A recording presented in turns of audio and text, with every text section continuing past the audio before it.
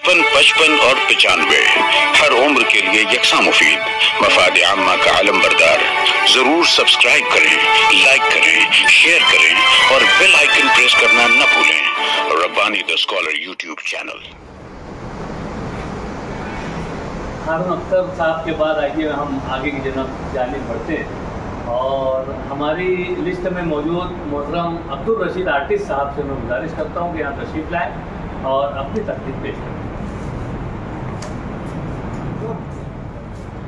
खूबसूरत गलती, खूबसूरत गलती। इस वक्त रंगीन साड़ी का कारोबार अच्छा चल रहा था। शहर में नई नई आड़त दुकानें खुलती थी। रंगीन साड़ी व्यापारियों की दुकान को आड़त दुकान कहा जाता था। तकरीबन हर दुकान पर मेरी बनाई हुई पेंटिंग जरूर रहती थी।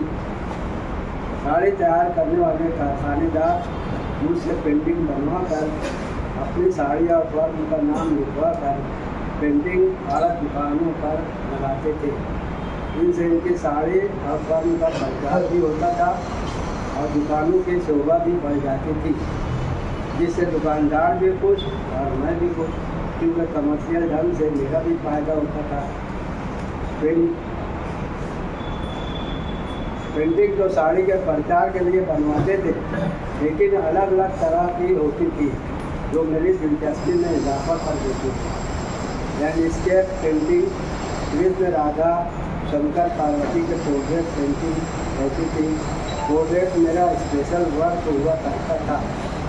एक बार ऐसा ऑर्डर मिला जिसमें मीरा की तस्वीर बनाना थी और मीरा साड़ी नाम लिखना था। मेरे लिए कोई मुश्किल वर्क नहीं था। मुझे याद आया कि मैं एक ऑफिस में मीरा की तस्वीर देखा हूँ जो बरेल में लगी है। वो ऑफिस के मालिक अक्सर दुकान के पास अपने दोस्तों की महफिल में मौजूद रहते थे। वो मेरी बहुत इज्जत करते थे, मोहतरम शख्सियत थे। मैं इन्हें चाचा कहकर मुखातिब होता था। मैं इनसे दरख्वास्त किया, चाचा आप ऑफिस में जो मीरा की तस्वीर है आपकी, आप मुझे चंद दिनों के लिए दे दें। मुझे मीरा की पेंटिंग बनाने का ऑर्डर मिला है। मैं कुछ दिनों बाद आपको वापस कर दूँगा, मेहरबानी होगी।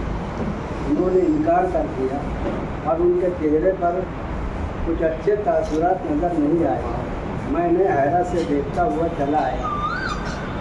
मीरा का पोस्टर जो हज़ारों लाखों में छपा होगा, इसमें से एक तस्वीर है जो फ्रेम में लगी हुई है।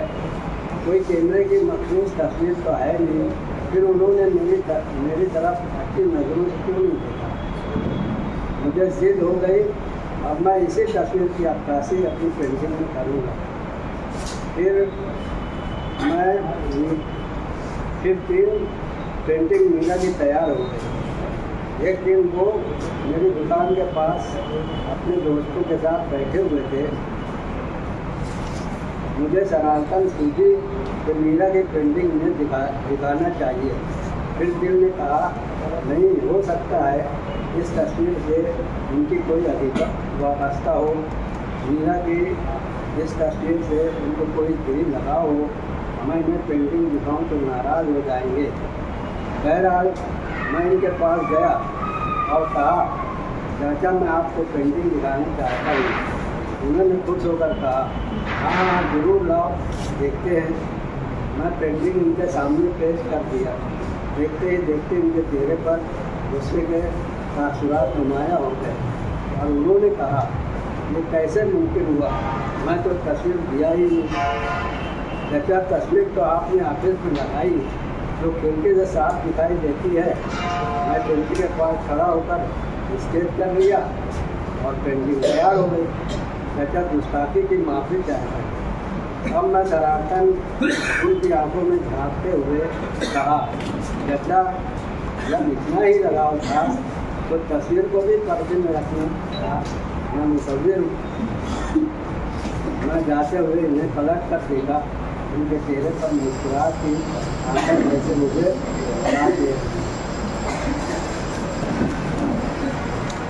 मोहतरम अब्दुल रशीद आर्टिस्ट साहब अपनी तख्लीक यहाँ पर पेश कर रहे थे। इस पर जो साहबान की तबसरा करना चाहे उन्हें इजाज़त।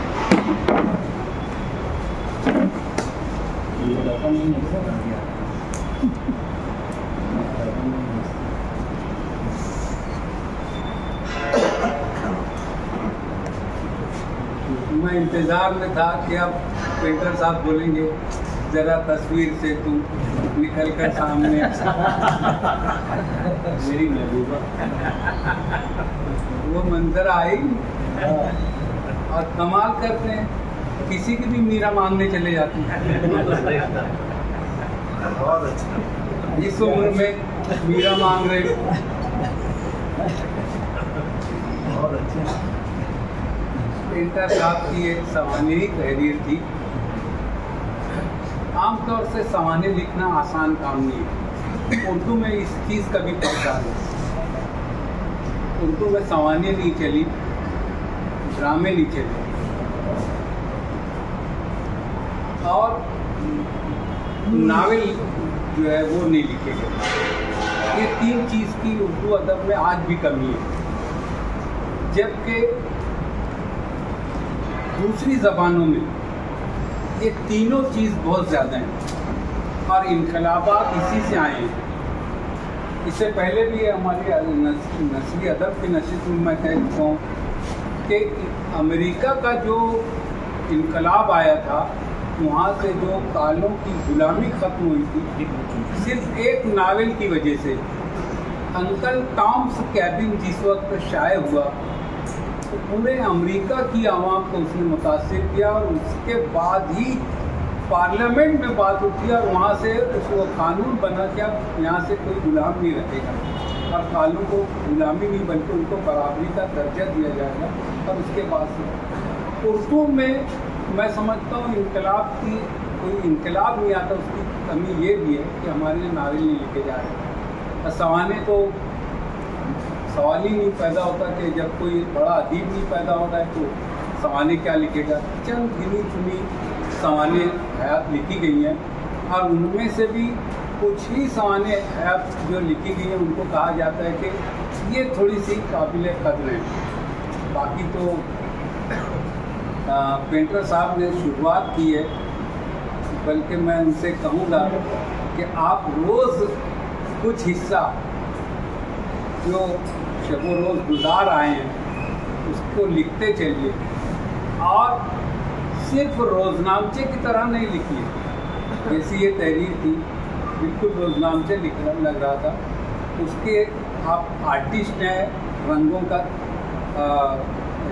का मिजाज जानते हैं, रंगों को छेड़ने का, उनसे खेलने का हुनर जानते हैं। तो तहरीर में जो सवाने हो उसमें मुख्तलिफ फन भरते चलिए।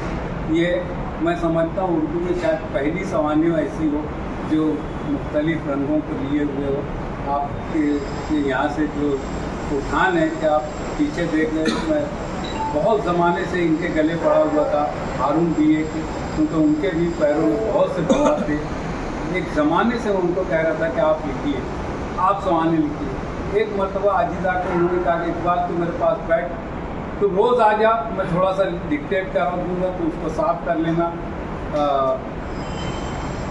हाँ भी हो गया कि अच्छा ठीक है वैसे करते हैं, लेकिन कहते ना कुछ गुड़ गीला कुछ बढ़िया गीला, वो मामला हुआ और वो बेल मंडे नहीं चढ़ सकी। हमारे सामने आर्टिस्ट साहब हैं, जहाँ दीदा है, बहुत से उनके भी पैरों में भंवर हैं, बहुत से तूफान लेकर चले। तो मैं चाहूँगा कि वो कम से कम इसी चीज़ को लिखना शुरू कर दें और मुख्तलिफ रंगों के साथ, तो कम से कम एक चीज़ तो हमारे सामने आ जाए। शुक्रिया।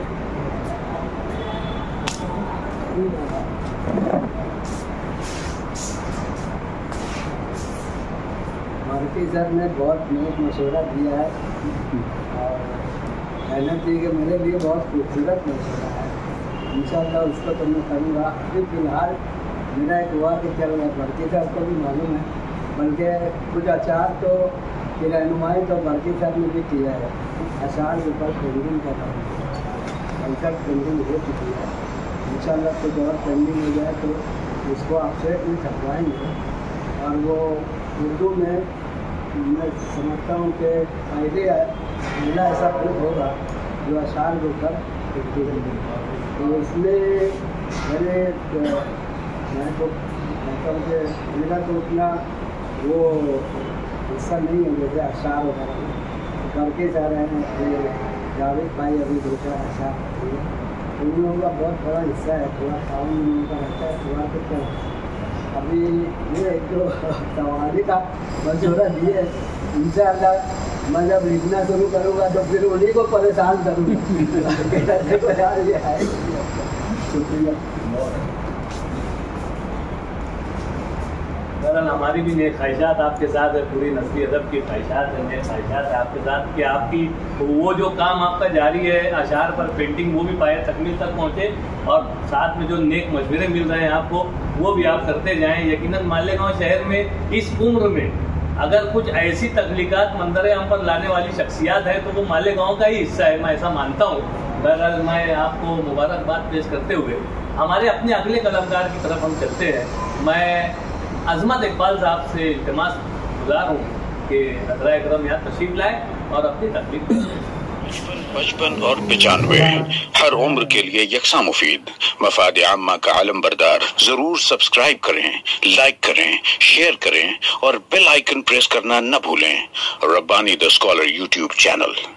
Rabbani the scholar YouTube channel इल्मी, अदबी, दीनी, मिल्ली, समाजी, सकाफती, तहजीबी, फलाही, तिब्बी, फन्नी, माशी, तिजारती, माशरती, इंतजामी, इनकलाबी, तहरीकी, तहकीकी, तकनीकी, तफ्तीशी, तामीरी, तालीमी व मालूमाती यूट्यूब चैनल जरूर सब्सक्राइब करें, लाइक करें, शेयर करें और बेल आइकॉन प्रेस करें। Rabbani the scholar YouTube channel.